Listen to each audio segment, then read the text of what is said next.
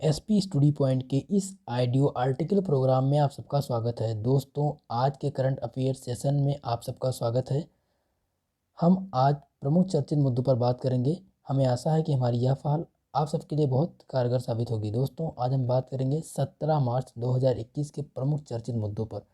17 मार्च 2021 के प्रमुख चर्चित मुद्दों पर चलते हैं, देखते हैं कौन सा मुद्दा प्रमुख रहा है। हमारा पहला है कथकली गुरु चेमनचेरी। इनके ऊपर हम डिस्कस करेंगे, ये क्यों चर्चा में रहे हैं, किससे संबंधित हैं और क्या विशेष है। दूसरा है प्रोजेक्ट RE-HAP और तीसरा है केन्या सोमालिया विवाद। इस प्रकार के क्वेश्चनों पर आज हम डिस्कस करेंगे। चलते हैं आज के करंट अफेयर सेशन में। हमारा पहला टॉपिक है हाल ही में किस प्रसिद्ध कलाकार का निधन हो गया है। ऑप्शन नंबर ए है गुरु चेमनचेरी, बी है पंडित बिरजू महाराज, सी है लच्छू महाराज और डी है सीता राम प्रसाद। जल्दी से आप कमेंट बॉक्स में कमेंट करिए, इसका करेक्ट आंसर क्या हो जाएगा। हाल ही में किस प्रसिद्ध कलाकार का निधन हो गया है। ऑप्शन ए है गुरु चेमनचेरी, बी है पंडित बिरजू महाराज, सी है लच्छू महाराज और डी है सीताराम प्रसाद। आपको बता दें, इस क्वेश्चन का करेक्ट आंसर हो जाएगा गुरु चेमनचेरी। हाल ही में प्रसिद्ध कथकली नर्तक, ये क्या है, कथकली नर्तक गुरु चेमनचेरी, इनका 105 वर्ष की आयु में निधन हो गया है।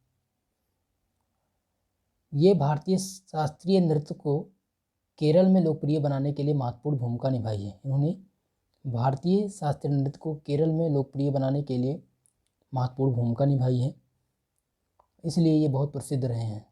इनका जन्म 16 जून, गुरु चेमनचेरी का जन्म 16 जून 1916 में हुआ था।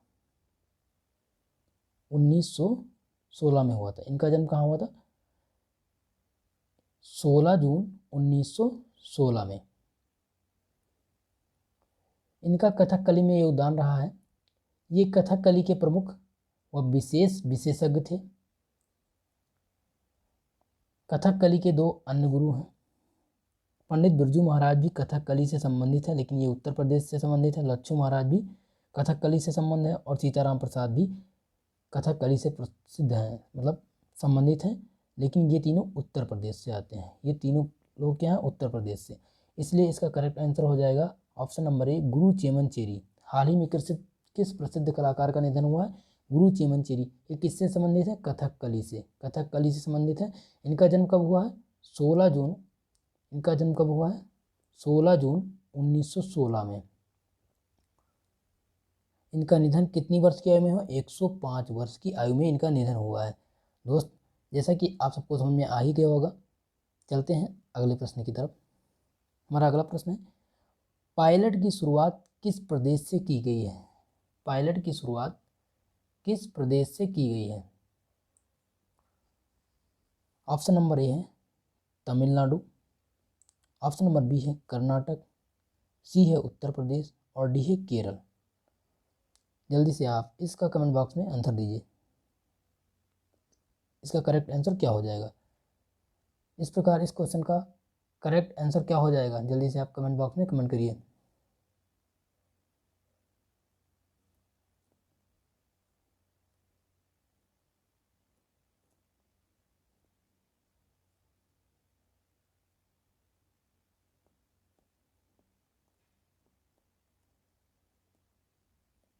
इसका करेक्ट आंसर हो जाएगा ऑप्शन नंबर बी। इस प्रकार इस क्वेश्चन का करेक्ट आंसर हो जाएगा ऑप्शन नंबर बी। हाल ही में पायलट परियोजना यानी प्रोजेक्ट RE-HAP की शुरुआत कर्नाटक में की गई है, जो मानव हाथी संघर्ष घटनाओं में कमी लाने के लिए जंगल और गांवों की परिधि में मधुमक्खियों के बक्से स्थापित करने पर जोर देती है। ये मधुमक्खी पालन से संबंधित है। यह क्षेत्र नागर होल नेशनल पार्क और राष्ट्रीय रिजर्व टाइगर की परिधि पर स्थित है। जिसे मानव हाथी संघर्ष क्षेत्र के रूप में चिन्हित किया गया है। इस प्रकार इस क्वेश्चन का सही आंसर हो जाएगा ऑप्शन नंबर बी, कर्नाटक। इससे हमें देखना है कि इससे लाभ क्या है। पायलट या प्रोजेक्ट रिहैब योजना से हमें लाभ क्या है। मधुमक्खी द्वारा निर्मित बाड़ के माध्यम से हाथी को नुकसान पहुंचाने बिना उन्हें रोका जा सकता है। और दूसरा है, इससे पहले माध्यम में शहद उत्पादन और किसानों की आय में वृद्धि होगी। इससे शहद उत्पादन में वृद्धि और किसान की आय में वृद्धि होगी, इसलिए यह बहुत महत्वपूर्ण है। पायलट यानी प्रोजेक्ट रिहैब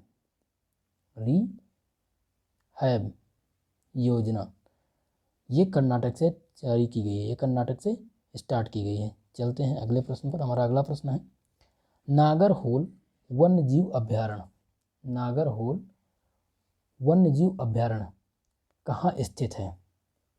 नागरहोल वन्यजीव अभ्यारण्य कहाँ स्थित है। ऑप्शन नंबर ए है पश्चिमी घाट, बी है पूर्वी घाट, सी है तमिलनाडु और डी है कर्नाटक। इस प्रकार इसका करेक्ट आंसर हो जाएगा पश्चिमी घाट। इस प्रकार इस क्वेश्चन का करेक्ट आंसर हो जाएगा पश्चिमी घाट। पश्चिमी घाट में नागरहोल वन्यजीव अभ्यारण्य स्थित है। इसे राजीव गांधी राष्ट्रीय उद्यान के रूप में भी जाना जाता है। नागरहोल वन्यजीव अभ्यारण्य को राजीव गांधी राष्ट्रीय उद्यान के नाम से भी जाना जाता है। इसकी स्थापना कब हुई थी। इसकी स्थापना 1955 में हुई थी। इसकी स्थापना 1955 में हुई थी। 1998 में इसे राष्ट्रीय उद्यान के रूप में अपग्रेड किया गया था। इसका एक नाम इसके तहत प्रोजेक्ट टाइगर के तहत 37वें टाइगर रिजर्व के रूप में घोषित किया गया। इसे क्या किया गया है, 37वें रिजर्व टाइगर के रूप में घोषित किया गया है। इसकी स्थिति क्या है, ये पश्चिमी घाट में स्थित है। यह उद्यान पश्चिमी घाट में स्थित है। कहाँ पे, नीलगिरी बायोस्फीयर रिजर्व का हिस्सा है। और यह किसका हिस्सा है, नीलगिरी बायोस्फीयर रिजर्व का हिस्सा है। इस प्रकार इस क्वेश्चन का सही आंसर हो जाएगा पश्चिमी घाट। नागरहोल वन्यजीव अभ्यारण्य कहाँ स्थित है, पश्चिमी घाट में स्थित है। चलते हैं अगले प्रश्न की तरफ। हमारा अगला प्रश्न पूछा गया है, हाल ही में किस देश ने अपने पड़ोसी देश के साथ सीमा विवाद पर अंतर्राष्ट्रीय न्यायालय की कार्यवाही से भाग लेने से इनकार कर दिया है। ऑप्शन नंबर ए है अमेरिका, बी जापान, सी रूस और डी केन्या।